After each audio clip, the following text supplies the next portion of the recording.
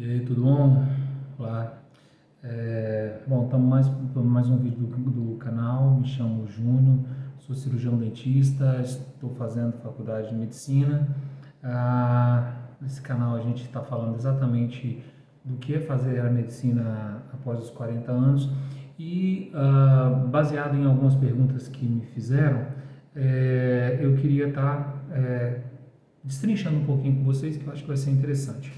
Bom, me perguntaram assim, o que eu devo estudar para que eu tenha vontade de voltar para a faculdade de medicina, para fazer prova e como é que você fez, como que você conseguiu, como que você estudou e tal. Olha só, gente, eu não entrei na faculdade de medicina via vestibular, via Enem, essas provas assim.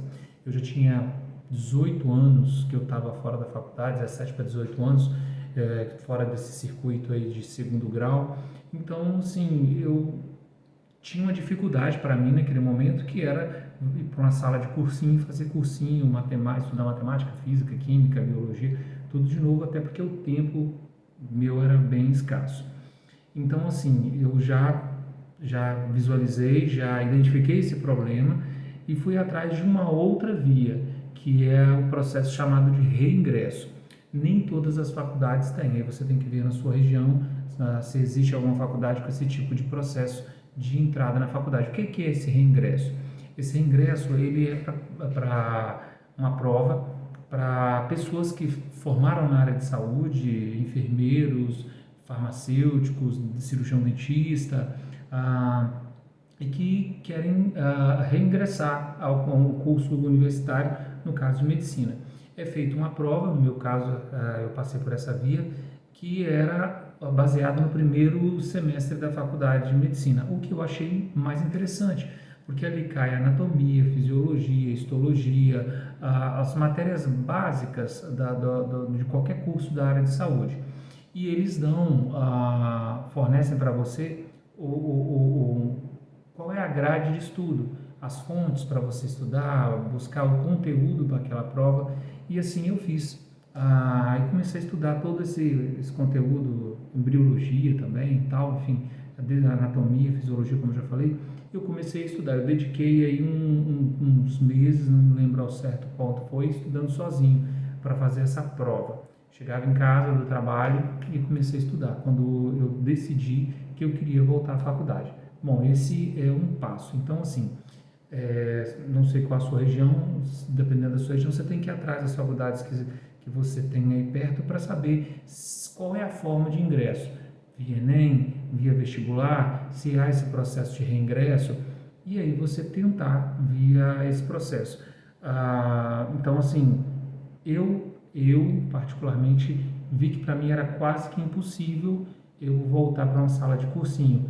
Como eu vi essa possibilidade, eu fui por essa possibilidade aí e graças a Deus deu certo. Passei na prova estudando o conteúdo, até porque já era algo que eu já tinha estudado, era algo que eu mexo com isso, a gente forma e continua atuando, estudando sempre esses conteúdos de anatomia e etc e tal. Bom, a outra pergunta também que saiu nossa, como que você vai fazer no seu internato? Bom, gente, eu queria dar um ponto aqui. Quando nós vamos fazer alguma coisa, não que nós vamos ser inconsequentes, mas quando você já puxa o problema que está anos lá na frente para te travar, isso já é digamos assim, um pontapé muito grande para você não conseguir sair do lugar. Quando você começa a buscar assim, e quando, e tal, e assim, pontuando os problemas necessariamente, não que você não tem que identificar, talvez isso comece a te engessar. Na vida, muitas vezes, a gente resolve as coisas quando a gente se depara com elas, porque às vezes na nossa cabeça aquilo se torna muito maior do que na verdade é, e quando a gente entra na situação, aquilo ocorre com muito mais naturalidade do que você tinha feito, pensado na sua cabeça. E como já diz o nome, preocupar, ou seja, se ocupar antes da hora.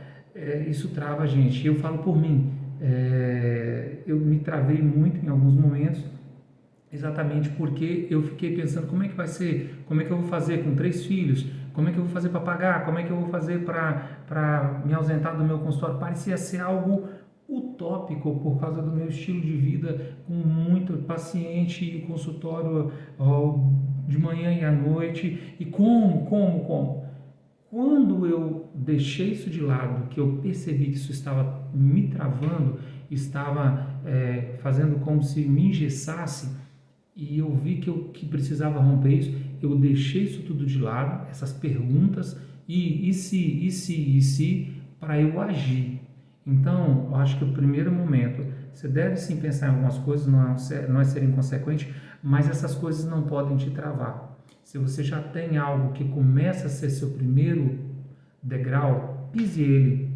Não tem como você pisar no 12º degrau se você não passou o segundo, terceiro, quarto. Você já vai estar querendo pôr o pé lá em cima na escada se você não traçou bem aqui. E aí eu queria trazer uma reflexão que aconteceu comigo agora há poucos dias, que encaixa com isso. Eu perdi um colega da faculdade, também mais velho, já tinha feito uma faculdade, que infelizmente foi contaminado por esse vírus horroroso aí. E aos 37 anos ele não está mais com a gente. Então, assim, ele estava no auge de um sonho dele, conseguiu entrar, fazer algo que era o sonho dele, estava ali batalhando, mas infelizmente algo que não tinha sido planejado. Ou seja, não dava para ele pensar que no meio do caminho seria interrompido por algo que ele jamais poderia se pensar.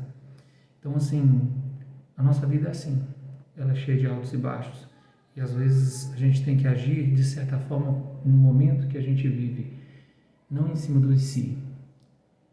Se ele tivesse agido em cima do si, ele não teria entrado na faculdade e vivido momentos tão bons e pelo menos ter sentido que ele alcançou e estava fazendo algo que iria levar ele para o grande sonho da vida dele, que era de ser médico.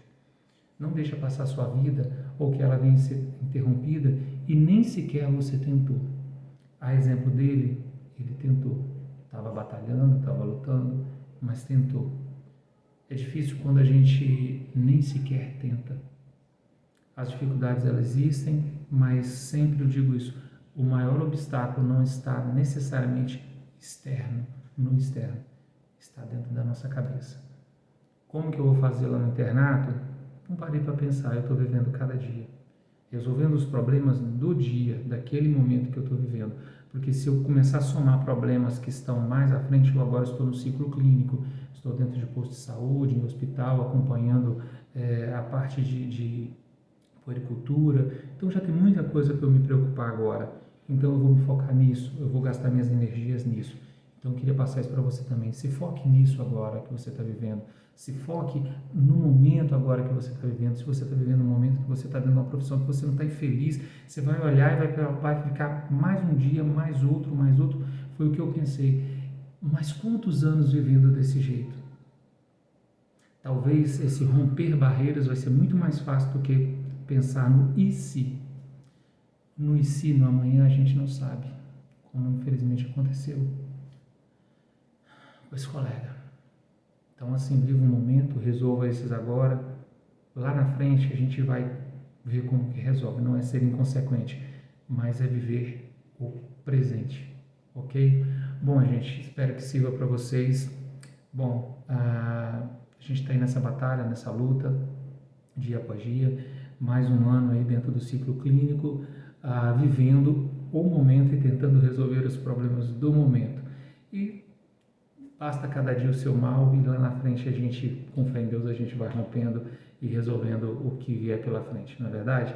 Não que isso seja fácil, mas o momento, viver o momento, acho que é muito mais importante do que ficar se questionando e se, beleza?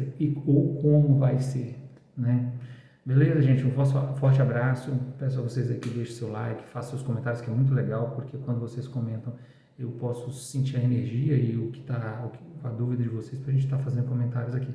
Beleza? Fica o meu abraço. Até o próximo vídeo. Valeu!